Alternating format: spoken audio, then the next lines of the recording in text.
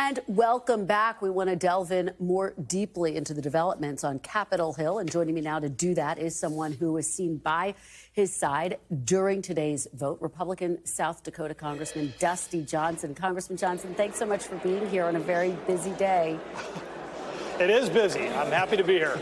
Well, we're very happy to have you. There was a lot of back and forth and speed bumps before Congressman Norman and Self ultimately changed their vote to back House Speaker Mike Johnson's reelection. You were there.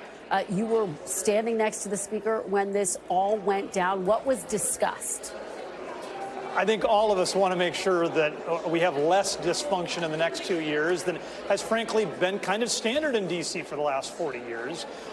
What we're all asking for is a more collaborative, more inclusive, and more conservative agenda.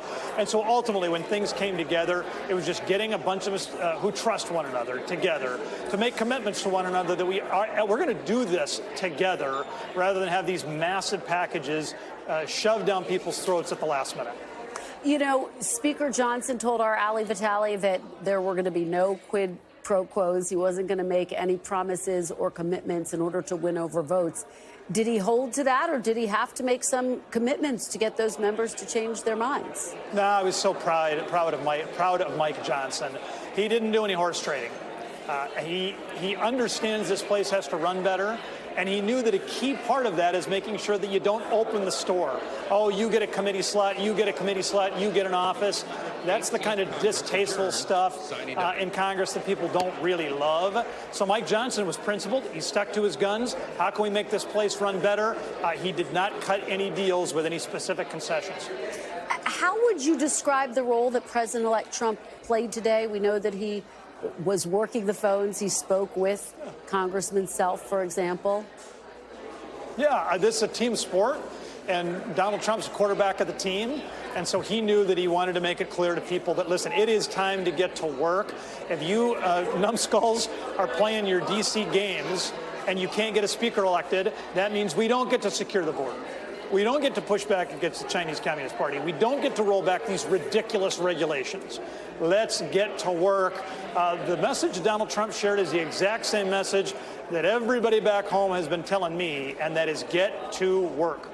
Well, as you know, Congresswoman Elise Stefanik, Congressman Mike Walz have been tapped to join the Trump administration. That makes the Republican margin even narrower, at least initially.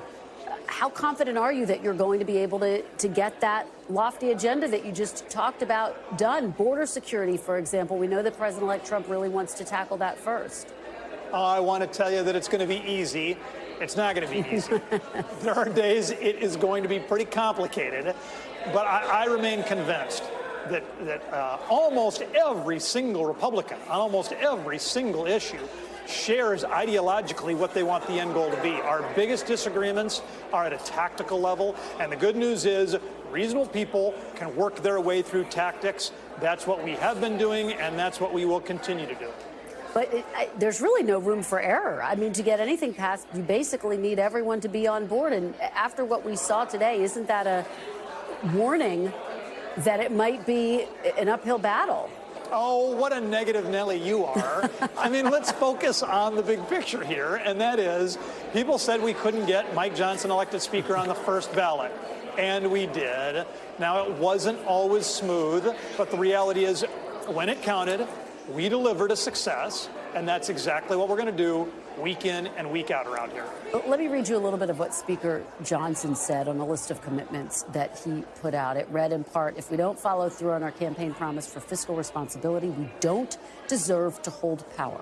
The national debt is a grave threat to America's economic and national security, and no issue exemplifies the Congress's failure more. I have to tell you, President-elect Trump's tax cuts cost more than $9 trillion, would add about $9 trillion to the national debt. How do you square those two? The math is going to be daunting, but here's one thing we know. You simply cannot balance the budget over the course of 10 years if you don't have the growth of the American economy at 3.5%. And so, listen, people may want to raise corporate taxes and soak the rich guys. The reality is we don't have low corporate taxes in this country.